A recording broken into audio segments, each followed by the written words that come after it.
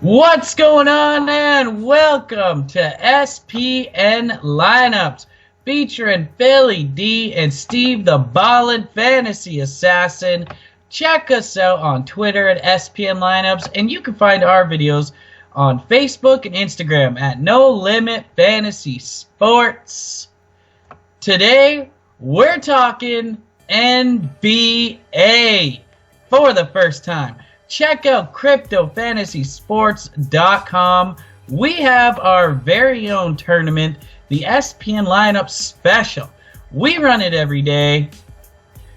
It's free to enter, and the winner gets $10 in No Limit coin. There's a catch, though. You have to include the player I'll be naming later in the show on your roster. The highest scoring team with that player wins the prize. Steve, it's finally NBA time. How you feeling? It's like watching one of your kids grow up and like go to college or something. I'm so excited. I mean, Woo! I'm ready to share this with the rest of the world. Yes. Today, we launch NBA on CryptoFantasySports.com for the first time ever. Yes. So those of you that have been with us for hockey are definitely going to still be familiar with the look and feel, but there's a few new additions that we made with this release. You'll pick a team of 8 players: point guard, shooting guard, small forward, power forward, center, and then you get a guard spot where you can either have a point guard or a shooting guard. And then you get a forward spot where you can either have a small forward or a power forward, and then a flex spot where you can have anybody. So it's not like football where you can't put a quarterback or a kicker or a defense in your flex spot. It's anybody there can go in your flex spot. Salary's capped at $50,000, but it's more than enough to fit a couple of stars in your lineup. But value picks are extremely important in NBA lineup building. Yeah, just like the other sports, you can take a look at stacking in tournaments, but maybe more important is your individual picks value. All right, you'll hear us talk a lot about 6x, 7x, maybe even 8, 9x, 10x. What we're talking about basically is how many points a player scores per $1,000 of salary. For example, let's say Otto Porter gets 36 fantasy points and his salary is $6,000. He's got a 6x value. 36 divided by 6. 30 points would give him a 5x value. Now this is important because take a guy like Otto Porter getting 36 points at a 6K salary, he gets you a 6x value. Now compare it to a guy like LeBron James, who has an 11K salary, almost 12. We'll say 11,000 salary. In order for him to 6x, he needs a minimum of 66 points. So yes, you want your superstars in the lineup, but more importantly, you want them to return value. If he scores less than 66 points, you're not getting that value you desire. Now, in basketball, you're shooting for a value minimum 5x on guys. Winning lineups usually have 6 to 7x return, somewhere around 300 to 350 points for that 50K salary. Isn't that right, Steve? Absolutely. So I want to show you guys some of the contest lobby improvements that we've made with basketball. There's tons of different contest options. You look here, you got a bunch of different tournaments. You can play head-to-head. You could play a double up or a triple up. And as always, we got you covered with some free tournaments. There's a major free roll, and then there's our SPN lineup special every day. Basically, what Philly's saying, it's all about value. And we'll talk too about different value for different types of contests. You know, there's definitely different players you want in your tournament lineup versus guys that you want in your head-to-head and double-up lineup, a little more conservative maybe. But, I mean, it really is pretty similar if you're used to hockey, with some differences. Yeah, with hockey, the majority of the day-to-day updates are centered around which goalie is going to start for that team. Where many players, you'll be waiting. I mean, many teams will be waiting right up until the goalies are confirmed to start that game. Now, in basketball, we have a very similar situation. And basically, you want to double check right up until game time. There's a status for basketball players called game time decision, meaning a player will be announced closer to the game time if he's starting or not. Now, again, we'll use LeBron James as an example. If LeBron James isn't starting, obviously the value of all the other players on the team goes up. And there are lots of updates like this and lineup changes that are announced, an hour or even closer to tip-off. So be on the lookout for that. And a couple other things to be on the lookout for, especially later in the season, where teams on both sides of the standings are going to be looking to rest players and tinker with their lineups a bit. Even in shoot-around, somebody could tweak an injury or whatever. Simply put, there's a lot of variables that can change really quickly. And we'll try as best as we can to give you some fresh info, but sometimes it's out of our control that a team may announce that a player we featured is sitting out the game. So, make sure to check that. Double check as much as you can. If you're used to playing DraftKings, you'll notice that once games start for that particular slate, you're usually locked out of all your lineup changes, even if the players in your lineup aren't starting for another few hours. But on Crypto Fantasy Sports, you'll actually be allowed to edit your lineup as long as the players haven't played, so it definitely gives you more flexibility in that regard. I mean, I can't tell you how many times I've played a 7 p.m. lineup with LaMarcus Aldridge on a 10 p.m. start, only to realize at 9:45 that Pop's got him sitting for no discernible reason whatsoever. So let's jump into tonight's matchups, shall we, Steve? Absolutely. All right, we got the Denver Nuggets at the Miami Heat. Both teams need this win badly for their playoff chances. Will be highly competitive. Jokic is a beast. Very underrated, too. I like him tonight. We got Milwaukee at Cleveland. So for Cleveland tonight, it's all about LeBron. A lot of guys out. They may get some additional scoring from guys like Jordan Clarkson and Jeff Green, but it's just going to be a LeBron night. And for the Bucks, take a look at John Henson for 5,300. I think LeBron's going to guard Greek Freak, and I don't even think the Bucks are going to mess with Thon Maker this game. He just doesn't fit with the small ball that's going to be played by both teams.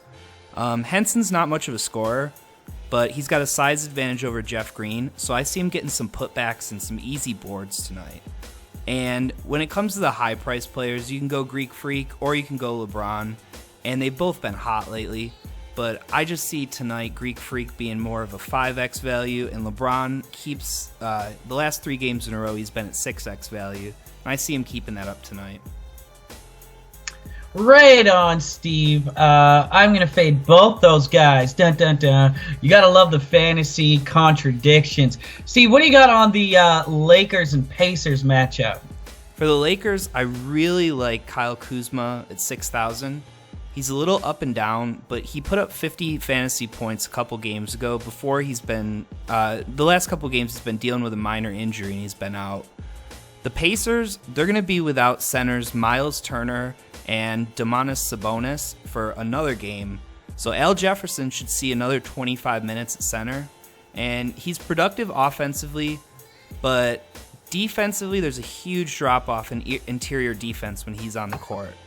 Now, Brook Lopez doesn't appear at first glance to be a great pick at 6,400 for the Lakers, but I just don't see Jefferson coming out to guard him on the outside. And Lopez is 14 for 28 from 3 in his last 5 games. So interesting. We got the Bulls and Knicks. Used to be a much better matchup than it is now. We're talking Tank Central. Tons of guys are out for Chicago. There's no Dunn, no Levine, no Markkanen, no Denzel Valentine. Wait. No, Denzel Valentine's playing, man. Oh my good gosh, yes, no Markkanen. Denzel Valentine. The last time he was out, he played his last game. He 10x'd. So with all these injuries, I love this guy as a value pick, and he'll be in my lineup. Absolutely. And definitely some values over in Charlotte. They play the 76ers tonight. So the biggest story from a fantasy perspective is that Nick Batum is out for the Hornets, and his minutes are likely going to be absorbed by Jeremy Lamb. But keep an eye out for Malik Monk, too. He's definitely a risky play, but he's also dirt cheap at 3,200. And I expect the ownership percentages are going to be crazy high on Lamb. But if you want to be an educated contrarian, I'd go with Monk. Plenty of reasons to roll with Joel Embiid tonight too, but he's just so expensive. And he's played the Hornets twice already this month, and he's had very different results, but neither of them were over a 5x, so I just don't think he's worth the 9,500, but I'm not going to tell you to bench him tonight. Golden State at San Antonio. No Curry, no Durant, no Clay for Golden State. It's Draymond Green and the B team. For San Antonio, we still have no Leonard. Coach Pop shouldn't pull anything crazy with tonight's lineup since they really need a win. But just check before tip-off because who knows. I like LaMarcus in that. I mean, he's been pretty much the only guy that the Spurs have featured in their offense lately. But then we look over at another game that just has no reason to even be played other than to determine draft position. But Memphis plays Brooklyn, and Memphis had been a good source of value picks the last week, but now Tyreke Evans is back, so it's all like more expensive guys that are going to be featured in what's not particularly a powerful offense either. On Brooklyn, however, though, they do get Alan Crabb back tonight, and that's notable because the last two games, Rondé Hollis-Jefferson and DeMarre Carroll have had really, really good games, and I think that there's just not going to be as much to go around with Crabb coming back, so I would definitely downgrade those two guys for today. Steve also failed to mention that I like Jeff Green in this game. I'm sorry, JaMychal Green. JaMychal Green. Absolutely. JaMychal. Detroit at Sacramento. The Pistons and Kings. Pistons are 9-25 on the road. The Kings are 12-22 at home. Buddy Hield, 7. He's 7 or 8x his last 3 games in a row, so look for him. I think his salary is somewhere around the 5,800 range, but definitely worth looking at. Now, we get to the value picks section, and if you've watched us in hockey, it's going to look real similar. But I'm going to start off with the point guard situation. Cameron Payne, 4,700 for Chicago. Philly told you about all the guys that are out for Chicago, including the biggest ones being Chris Dunn and Zach LaVine. Now, they definitely could still go with Jerry Grant and Antonio Blakeney, but Cameron Payne has definitely gotten about 30 minutes in the last few games, and I see him being a decent value pick tonight. But I mean, the big name here, Quinn Cook, if you've been paying attention, the last 2 games he's dropped 45 fantasy points twice in a row. Still 4,500. I think he could be 80-90% owned tonight. You kind of have to take him no matter what he does. But a couple of the other ones that are definitely risky picks, I'm not even going to try and say his name, Frank Ntilikina, whatever. 3,700 for the Knicks. I know he's got a 7-foot wingspan, and the Knicks have nothing to play for. they're going to want to run him out. And he's definitely up and down, but he's got a lot of opportunity to rack up a big score because he can get assists, he can get rebounds, he can get steals, he can get blocks. Over on shooting guard, we've already talked about Jeremy Lamb and Malik Monk. The other name on this list, Danny Green, 4,300 for San Antonio. I wouldn't really put him in your tournament lineup, but if you're playing head-to-head or a 2x, he seems to be returning about 5 to 6x pretty much every game. Like we were saying too, it's crunch time for San Antonio. They don't really get to cruise like they did the last few years. So guys like Danny Green are playing a huge role down the stretch as they're making sure that they end up in the playoffs. On small forward, Philly already told you about JaMychal Green, but we got another Jay Green, as Jeff Green is going to play big minutes for Cleveland tonight. He's basically the only other guy, aside from LeBron, that can guard anybody. I mean, they do have Ante Zizic coming off the bench, but I just don't see him featuring a lot in this game where both of the teams are going to like to play small ball. Another small forward, too, Kevon Looney, 3,600 for Golden State. He's getting a ton of opportunity with Durant out. He had 27 fantasy points in his last game. Paul Zipser, pretty much the same idea there. He's getting a lot of minutes from Markkanen being out. He's kind of a 3/4, bit small for the 4, but he's a good rebounder, so he can rack up points pretty quickly. On the power forward side, I'm not hugely impressed with either of these guys. It was kind of pretty slim pickings in the power forward spot today, but I think both of them could return about 5 to 6 value. I wouldn't put either of them in your tournament lineup, though. And finally, finishing off at center, Bam Adebayo from Miami at 4,900 and Al Jefferson at 4,300 for Indiana. We told you before, Jefferson's going to get at least like 25 minutes because Indiana doesn't have any other centers to play. And he's very productive offensively, getting a lot of points and a lot of rebounds. So that 4,300 price tag, he looks like an easy 7x to me today. And finally, we get to it. The SPN Special Player of the Day. Make sure to have them in your lineup in that SPN lineup special for your chance to win $10 in No Limit Coin. Tonight's player from Indiana, shooting guard at 8,700, Victor Oladipo. That's right, get him in your lineup. Make sure to check out CryptoFantasySports.com in the links below to sign up. Check us out on Twitter at SPN Lineups. Make sure to like the video, share the video, leave us a comment, subscribe to the channel. Good luck in NBA, and we'll see you tomorrow. Happy launch day.